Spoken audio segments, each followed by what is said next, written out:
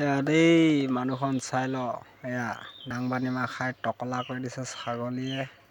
সেইকাৰণে এয়া চা ইমান ধুনীয়াকৈ ওলাইছিলে। এয়া দৱাই দি দিছোঁ, ছাগলী বান্ধিবি দেই মানুহখন, পিছত নেবান্ধিলে মানে তহঁতৰ লোকচান। ইমান ধুনীয়াকৈ দাংবানী মাহ শাক চব্জি খাবলৈ পাম বুলি লগাইছিলোঁ, কিন্তু ছাগলীয়ে খাই খতম কৰি দিলে। সেইকাৰণে দৱাই দি দিছোঁ, মেডিচিন। মৰি যাব ছাগলী। এয়া চাই লওক, পিছত ছাগলী মৰি যালে নকবি দেই। ইমান ধুনীয়া চব্জিখিনি খাই খতম কৰি দিলে ছাগলীয়ে। সেইকাৰণে আৰু ছাগলী খেদাই থাকিব টাইম নাই আৰু, সেইকাৰণে মেডিচিন দি দিছোঁ।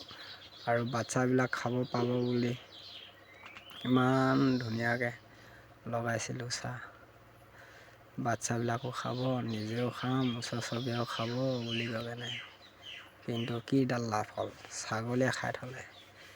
এনেকৈতো খেতি কৰাতকৈ নকৰাই ভাল হ'ব।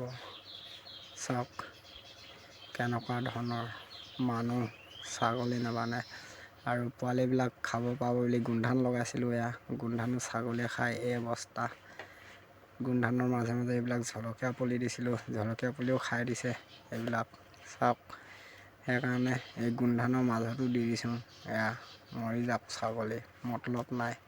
সিহঁতৰ ছাগলীৰ মালিকবিলাকে খেয়াল নকৰে। আৰু আমি চব্জি খাই লোকচান কৰি দিছে, আমাৰ গোমধান গছ খাই লোকচান কৰি দিছে।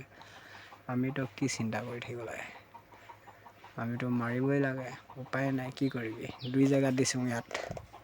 চাওক, এইটো বৰ খাতৰা মেডিচিন দেই,